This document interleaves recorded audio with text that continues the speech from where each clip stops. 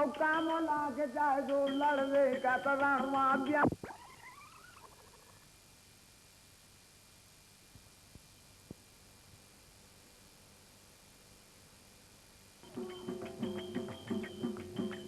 और काम लागे जाए जो लड़वे का तो रणवा ब्याला गा तारवा ऐसा ना हो श्याम उनके लिया के दिया खेका आएगा हो बाबा बन के बना परवाओ नौकर से दे जवाब जल्दी कर। क्या देख रहे हो रविंद्र? बस यूं ही चंदेलों के अतीत में झांकने का प्रयास कर रहा था शिवानी। तो क्या मिला चंदेलों के अतीत में? बहुत कुछ। कला, साहित्य और संगीत का अद्भुत संगम। पाषाण शिल्प का तो मानो खजाना ही मिल गया। देखना चाहोगी? हाँ जरूर, हम भी देखना चाहेंगे कि चंदेलों के अतीत में ऐसा क्या छिपा है। आओ चलते हैं। उत्तर प्रदेश का महोबा जनपद चंदेल कालीन कला, साहित्य तथा संगीत का अद्भुत संग्रहालय है। यहाँ प्रकृति ने अपना अक्षय भंडार खोल दिया है। एक दो नहीं, दर्जनों गिरिराज वीर भूमि के भाल बने बादलों के साथ अटखेलियां करते हैं। प्रकाश पुंज रवि की रश्मियां घटाओं के मध्य से झांककर चंदेलों की राजनैतिक राजधानी को अपने आगोश में लेने के लिए उतावली रहती हैं। सीधे, सरल और भोले भाले लोग अपने संस्कारों को जीवित रखे हुए हैं। साफ सुथरे रास्तों का अंतिम पड़ाव बीती स्मृतियों को ताजा करने वाले नयना अभिराम दृश्यों पर जाकर ठहरता है। विंध्याचल पर्वत श्रेणी के मध्य सरोवरों, उद्यानों तथा प्राकृतिक सुषमा के आगोश में बसे महोबा को त्रेता युग में कैकेयी नगर, द्वापर युग में रतनपुर कहे जाने के प्रमाण मिलते हैं।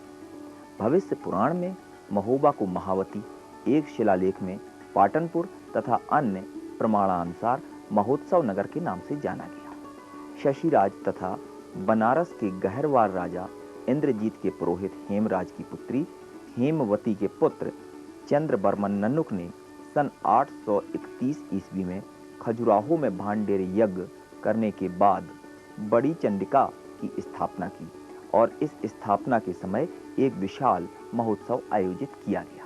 तभी से इस नगर को चंदेलों की राजधानी होने का गौरव प्राप्त हुआ। महिषासुरमर्दिनी बड़ी चंडिका के नाम से श्रद्धा का केंद्र जहां स्थापित हुआ, वहां पर मनौतियां मानने तथा अभिलाषाएं पूरी करने के लिए आए आस्थावानों की भीड़ लगी रहती है। धर्मपरायण क्षेत्रवासियों को छोटी चंडिका देवी पर भी पूरा विश्वास है। विशाल परकोटे से बने यह भव्य मंदिर मां दुर्गा की भव्य मूर्ति के साथ बहुत ही लोगों को आकर्षित करने वाला रमणीक स्थल है। साधना क्षेत्र में यह स्थान अतीत काल से प्रसिद्ध रहा। गुरु गोरखनाथ की तपस्थली आज भी इस पहाड़ पर लोगों को आमंत्रित करती है।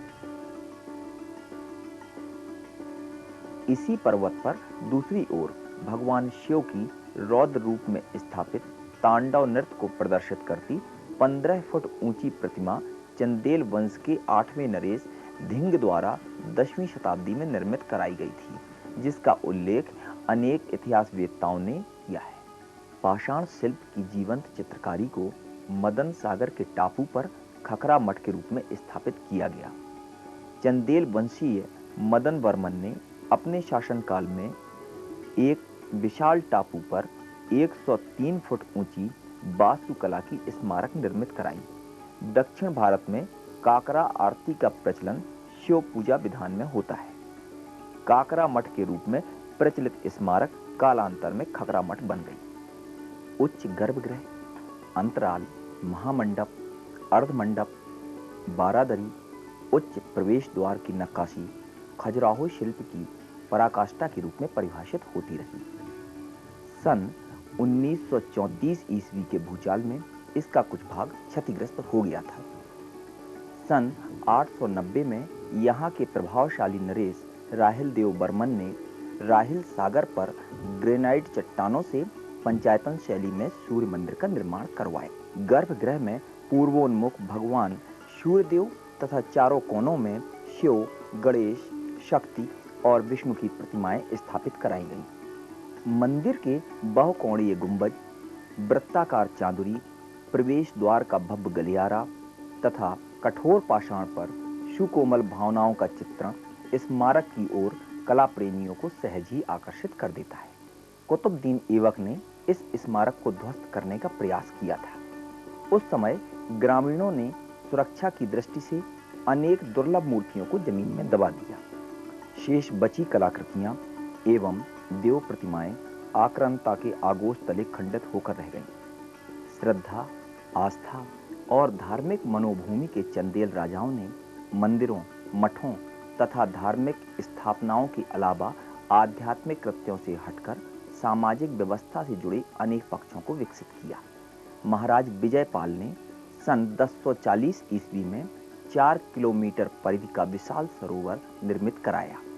इसे विजय सागर पक्षी विहार के रूप में जिला प्रशासन द्वारा विकसित किया गया है। यूं तो यहाँ पर सूर्य अस्त का दृश्य देखने के लिए दूर दूर से पर्यटक आते हैं, किंतु जब आधुनिक नूपुरों की गूंज विजय सागर के तट पर झंकृत होती है तो दर्शकों की भारी भीड़ उमड़ना स्वाभाविक ही है।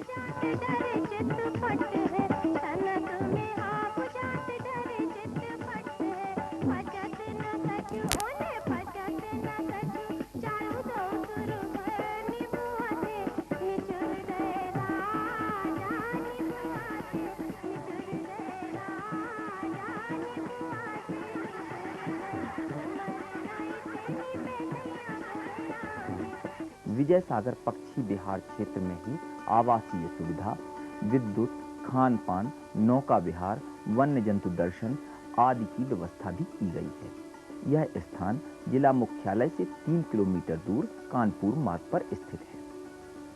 राष्ट्र कवि मैथिली शरण गुप्त ने जिस स्थान को बुंदेलखंड का कश्मीर कहा था, वह चरखारी रियासत बहुआयामी प्राचीन धरोहर के कारण पर्यटकों को आकर्षित करने में लगभग सफल है।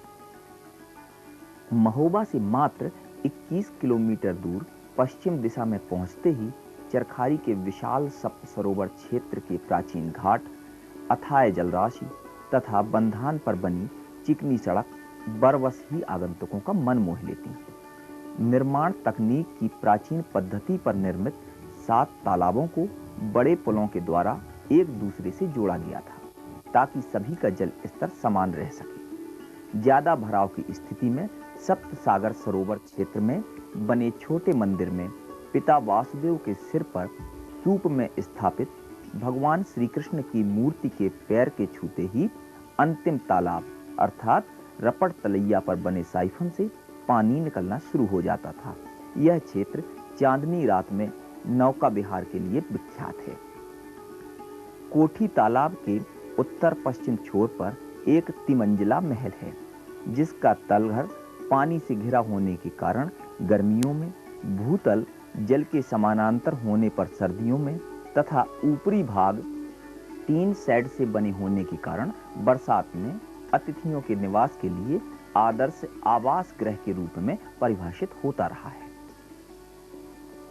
सप्त सरोवर क्षेत्र से लगा हुआ नगर के मध्य विशाल मुड़िया पहाड़ है, जिस पर महाराज छत्रसाल के द्वितीय पुत्र जगत राज ने सन 1770 ईस्वी में जेठ सुदी 10 बृहस्पतिवार को विशाल दुर्ग का शिलान्यास किया, जिसका विधिवत निर्माण मंगलवार से प्रारंभ हुआ। इसी कारण यह दुर्ग मंगलगढ़ किले के नाम से विख्यात हुआ। चरखारी के सप्त सरोवर क्षेत्र से 4 किलोमीटर पहाड़ी सड़क की रोमांचक यात्रा करने के बाद दुर्ग पर पहुंचा जाता है। सोहरियाओं मोहल्ले के पश्चिमी पहाड़ी संधि क्षेत्र से प्रारंभ होने वाली यात्रा कश्मीर की अनुभूतियों का वरदान प्रदान करती है। मंगलगढ़ दुर्ग से प्राकृतिक सौंदर्य की गोद में बसा चरखारी नगर अनकहे शब्दों से अपने बीते हुए कल की कहानी कह सुनाता है। 11वीं शताब्दी के देव बर्मन काल में एक ताम्रलेख द्वारा, 12वीं शताब्दी के वीर वर्मन के काल के शिलालेख द्वारा तथा 1346 ईस्वी के हमीर देव बर्मन के काल के एक ताम्रलेख में भी चरखारी का उल्लेख मिलता है।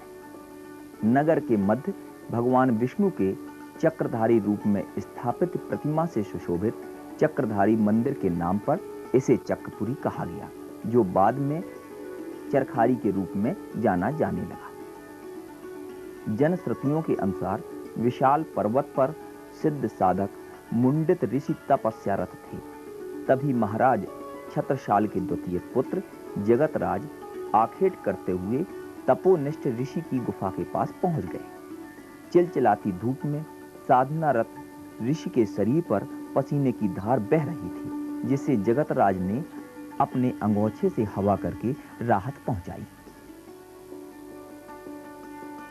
कहा जाता है, जगतराज की सेवा भाव से प्रसन्न होकर तपस्वी ने उन्हें संपत्ति का अकूट भंडार प्रदान करके दुर्ग निर्माण, जन कल्याणार्थ कार्य तथा राज्य विस्तार की आज्ञा दी। दुर्ग का निर्माण 4 परकोटों में किया गया। बीचों बीच एक राजमहल, अस्थायी राज दरबार, दरबारे खास, रनवास, गुप्त तहखाने, मंदिर, तालाब, सरोवर और भूमिगत सुरंगों का निर्माण निरंतर कराया जाता रहा।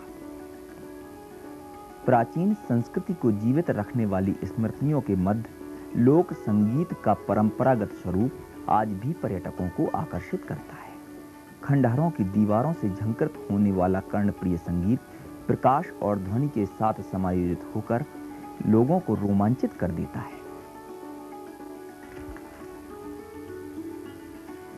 मंगलगढ़ से वापसी का रास्ता प्रवेश के समय से कहीं अधिक सुखद अनुभूतियां प्रदान करता है। रतन सागर, कोठी ताल, विजय ताल, मलखान सागर, रपट तलैया, गोला घाट सरोवर, गुमान सागर, गुलाल सागर, मंडना तालाब, बड़ी बंधी, अर्जुन बांध आदि प्राचीन झीलें, आम बाग उद्यान, गुलाब बाग उद्यान, नजर बाग उद्यान, रायनपुर बाग उद्यान सहित दर्जनों उद्यान तथा 108 मंदिरों की श्रृंखला आधी दर्जन पहाड़ियों को अपने आगोश में छुपाए चरखारी नगर को परिभाषित कर रही है। 3 पहाड़ तथा सैकड़ों एकड़ भूभाग में फैला टोला तालाब वन पार्क पर्यटकों का प्रिय स्थल रहा है। चरखारी महोबा राजमार्ग पर चरखारी से 3 किलोमीटर पूर्व की ओर स्थापित यह स्थान अपने आप में रोमांच पैदा कर देता है। विशाल वन वृक्षों के मध्य से गुजरने वाला रास्ता भरी दोपहरी में भी सांझ का बोध कराता है।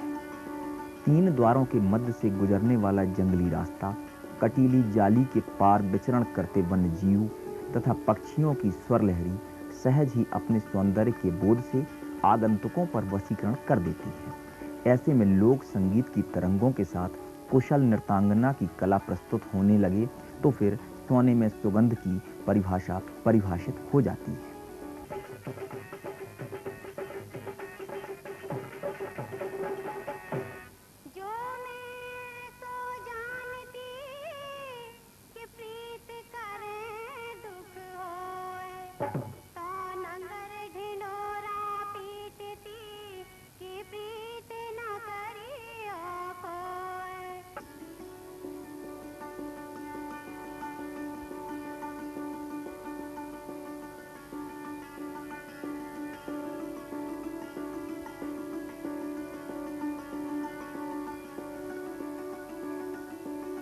वन पार्क में ही तांत्रिक साधना शक्ति स्थल स्थापित है, जिसे 9 मणि के नाम से पुकारा जाता है।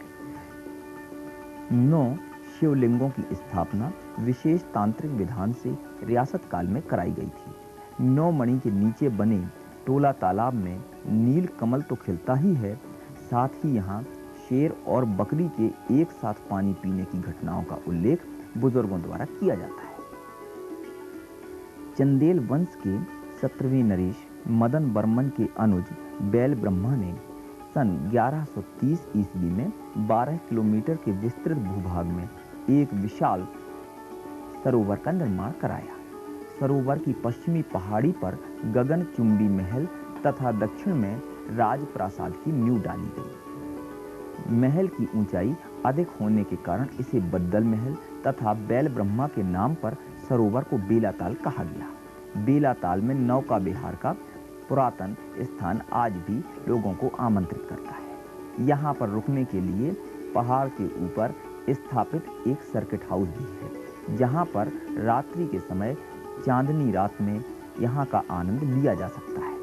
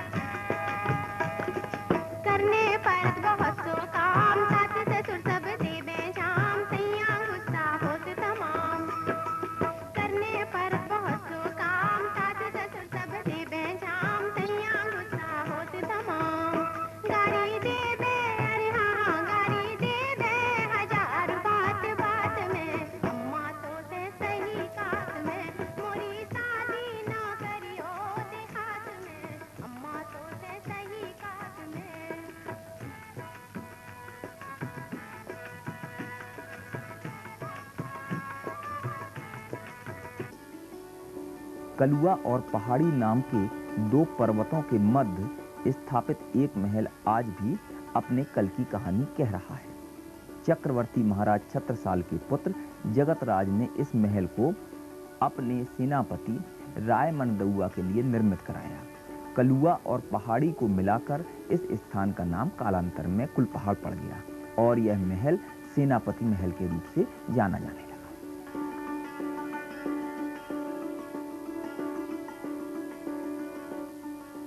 अब पुरातात्विक संपदा को बटोरने, संजोने तथा संग्रहित करने की गरज से आल्हा महोत्सव का आयोजन प्रतिवर्ष किया जाता है। महोत्सव में ख्याति प्राप्त कलाकारों के साथ क्षेत्रीय प्रतिभाओं को मंच प्राप्त होने से उनकी क्षमताओं में विकास होना स्वाभाविक ही है।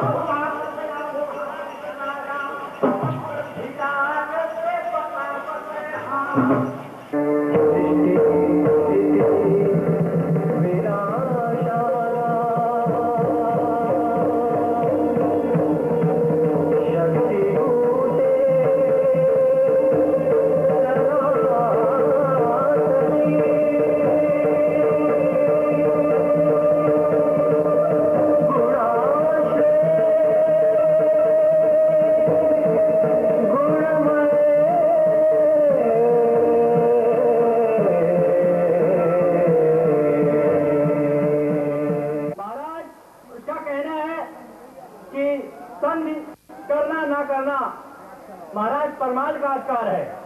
ठीक है, महोबा नरेश है वो। महाराज एक बात और कही है।